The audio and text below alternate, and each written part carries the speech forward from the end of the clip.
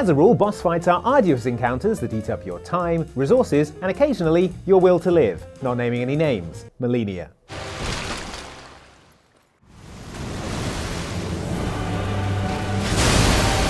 Oh, you're on full health again. Cool. Cool. Super cool.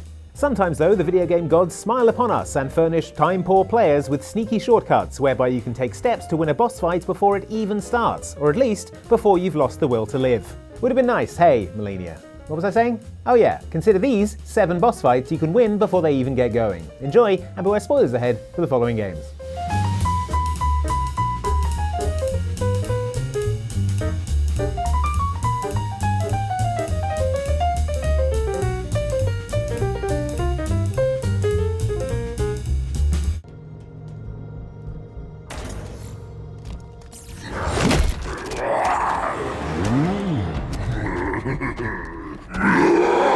It takes a lot to put a dent in the mighty Master Chief and his 1,000 pounds of power armor. A lot is also what you might call Bassus, the hulking banished brute who wants to smash you flat in Halo Infinite. Chief? I see him. Bassus is a very mean, very fast space gorilla who confronts you at the end of the excavation site mission, waving a massive gravity hammer in a tight, close-quarters arena that is the ideal venue for cracking you open like a big green walnut. Broken like little twigs. Pathetic. Like I say, he's a lot. Before we proceed, a word about the way Halo Infinite does cutscenes.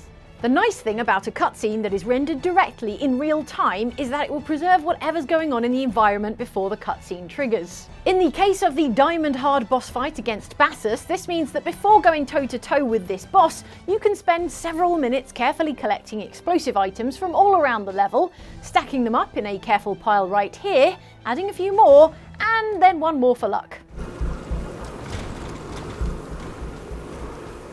Now, when you do go and trigger the cutscene that precedes the boss fight, that cutscene takes place in, around, and atop your pre-made pile of explosive cores.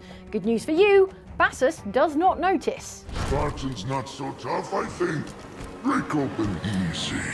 Finally, when you pop out of the cutscene and into the boss fight, your heap of explosives is still there, preserved by the cutscene and ready for instant detonation, turning what would have been an extended boss fight into a very short fireworks display.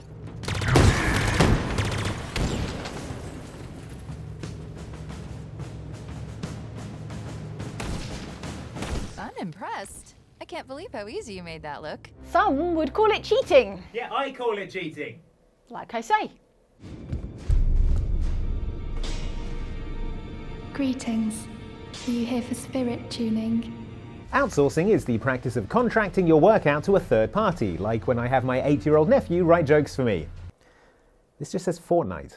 In Elden Ring, you can outsource the nasty business of slaying your many enemies to spirit summons. These spirits are ethereal beings summoned to do your bidding with a small bell, like a translucent murder butler.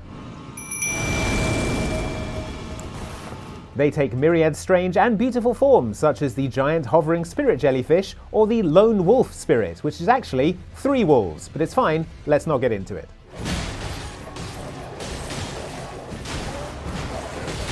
The best of all these spirits is the Mimic tier, which is the spirit that copies your appearance and skills, meaning it looks and fights just like you, so you can run away and hide while it smashes monsters on your behalf, and, if you're lucky, casual bystanders will think it is you, just glowing a bit.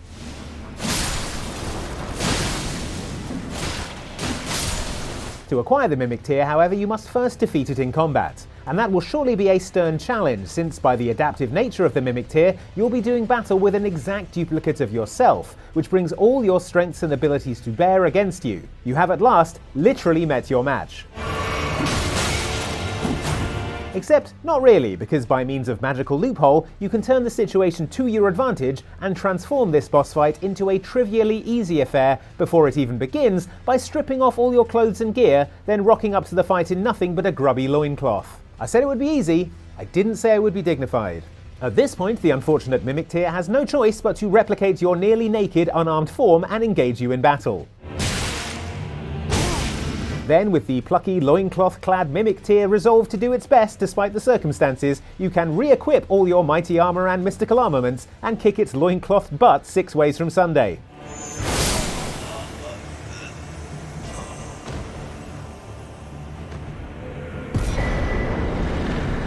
Now the mimic tier is yours, forever at your beck and call, even though it presumably remembers the time you took off all your clothes to cheese that fight and is, at all times, silently judging you. Outsourcing. It works. And then it just says Fortnite again? I guess we're playing Fortnite later.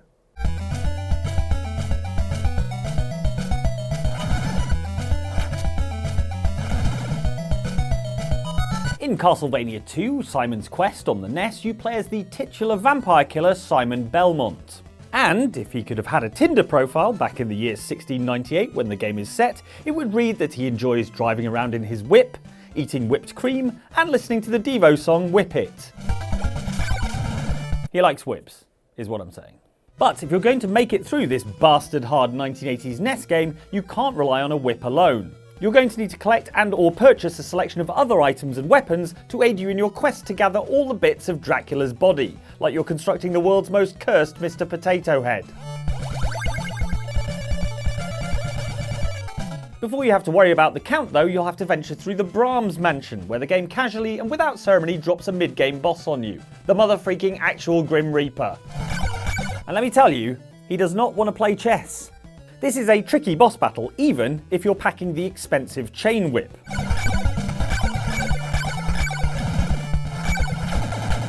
But what you might not realise is that you can purchase a much more affordable item that will stop the Reaper in his tracks: garlic. Who knew that the personification of death itself and your chances of getting a goodnight kiss after a dinner date had so much in common? Drop the garlic at Death's feet just as he's getting ready to rumble, and this boss will become stun-locked. Thus, before the fight even gets going, the Reaper is frozen in place, helpless against the automatic garlic damage. Then it's simply a case of waiting around for approximately 1 minute and 10 seconds as his health is gradually whittled down by the pungent bulb. It is weird how effective this is, given that he's one of the few Castlevania bosses who isn't some sort of vampire. Maybe he's allergic? Or he has a dinner date later. That'll be it.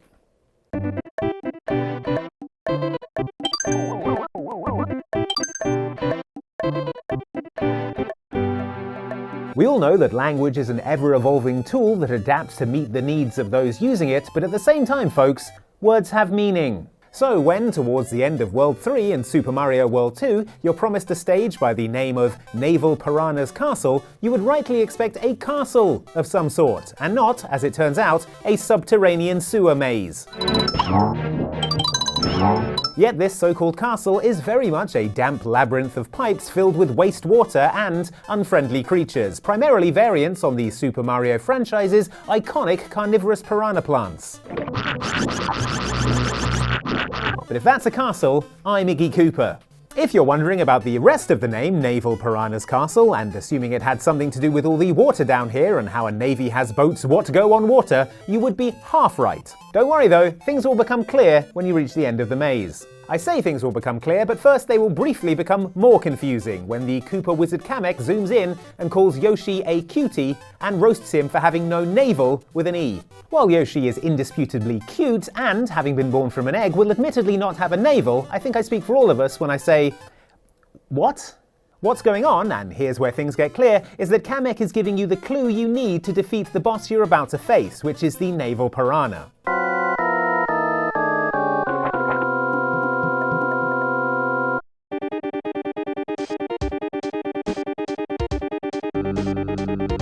The Naval Piranha is a magically supersized piranha plant with thorny tentacles and a bandaged belly button, also known as a navel, which is both its weak spot in this fight and the second meaning behind its name, which is hereby revealed to be delicious wordplay.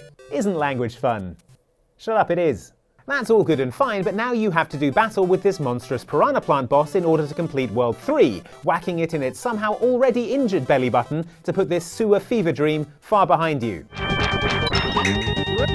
What would be easier is taking preventative action against the basic piranha plant destined to transform into this behemoth boss. Simply turn up, bop the plant with an egg before Kamek has time to work his magic, and hey presto, the plant's out of the picture, the boss fight is averted, and Kamek foiled.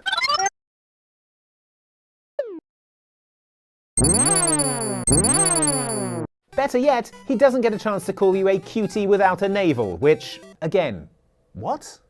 A few were able to reach the relative safety of the large underground vaults. Your family was part of that group that entered Vault 13. Imprisoned safely behind the large vault door, under a mountain of stone, a generation has lived without knowledge of the outside world. No offense to the original Fallout game, but after around 10 hours of surviving in an unforgiving radioactive wasteland and constantly fighting for my life, I'm ready to take just about any break I can get. Fortunately, if you know what you're doing, there's an opportunity to kill a challenging endgame boss with a minimum of fuss. Reach the closing stages of the game and a location called Mariposa Base, and you'll likely end up face to face with a super mutant called the Lieutenant, or Lou to his friends. What a splendid sense of humor. Pity I don't have one. He doesn't have any friends. Regardless of how polite and well-spoken the Lieutenant is, you're probably not going to like his plan, which is to immerse you in a substance called the Forced Evolutionary Virus and turn you into a giant green super mutant like him. The super mutant is the next advancement in human evolution. Why is the next stage in human evolution always being a gross monster? Refuse this generous offer and you'll end up in combat with the Lieutenant. Given that I managed to get killed by the rats in the caves immediately outside the vault at the start of the game, you can see why I might want to avoid this boss fight.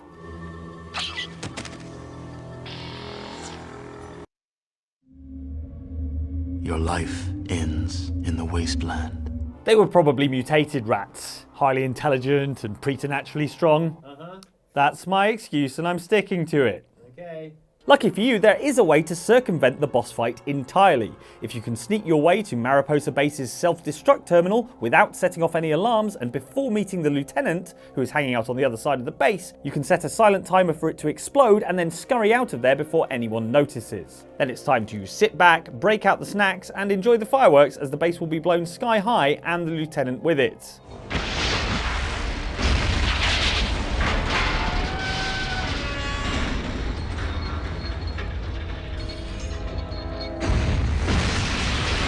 Of course, the other way to avoid a messy conflict is to simply accept the Lieutenant's offer of getting dunked in the FEV and end the game that way.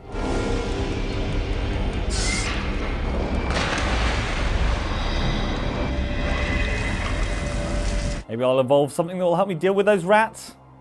There's always hope.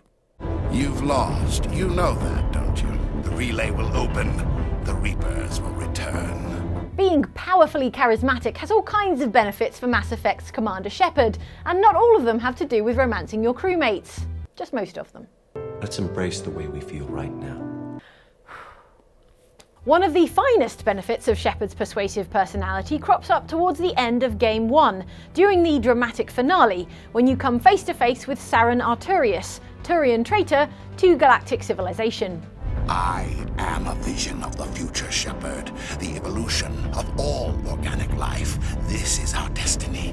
Join Sovereign and experience a true rebirth. Saren has really fallen from grace by this point, having gone from elite special operative to brainwashed jerk rolling out the red carpet for a sentient machine race who want to enslave all organic life. Surrender to the Reapers, and you will be spared.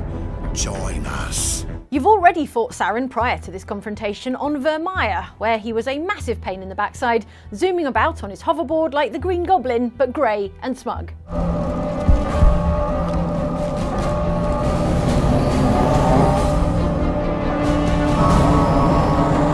The good news is you can make a preemptive strike against a repeat of that fight with Saren by convincing Saren he's been brainwashed and that the enslavement of all organic life in the galaxy is a bad thing, actually. You could have resisted. You could have fought. Instead, you surrendered. If you successfully make your case, Saren will shoot himself in the head, meaning you've won the fight against your nemesis before it even began. Goodbye, Shepard. So you've saved yourself the hassle of a boss fight, or at least you could if your Paragon or Renegade rating was high enough, which will depend on whether you've done enough good or bad stuff in the run-up. The bad news is there's still a secondary unavoidable fight right afterwards, where Sovereign, the malevolent machine boss, takes control of Saren's dead ass and turns him into a puppet made of meat. Or whatever it is that Turians are made of. Trees? Who knows? You don't seem to understand. They came in here They killed my family. They made me into this thing.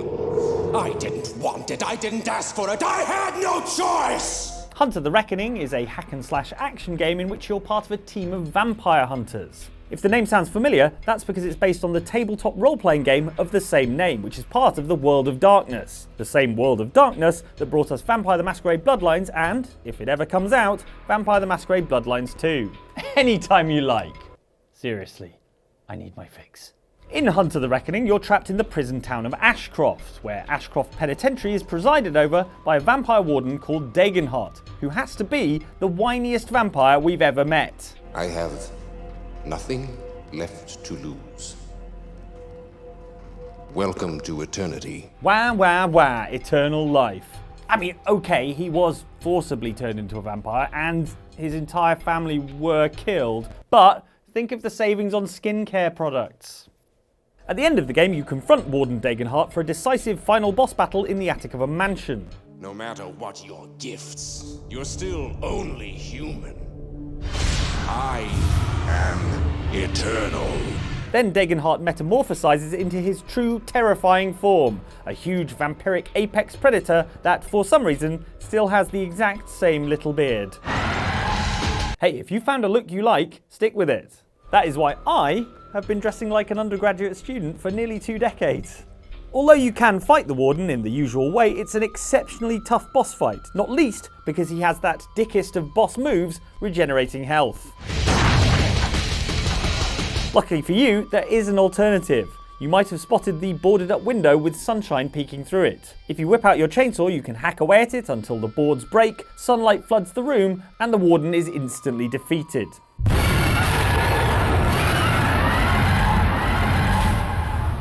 I'll be honest, it's just nice seeing a video game chainsaw being used for its intended purpose. I'm looking at you, Doom, and Resident Evil 4, and The Evil Within, and Gears of War, and Grand Theft Auto Vice City, and Left 4 Dead 2. In fact, pretty much everyone except Farming Simulator. This one will not fall over. Fall over, you dumb tree. It's What? coming There down it now. is, there it goes. Okay, good. Yeah.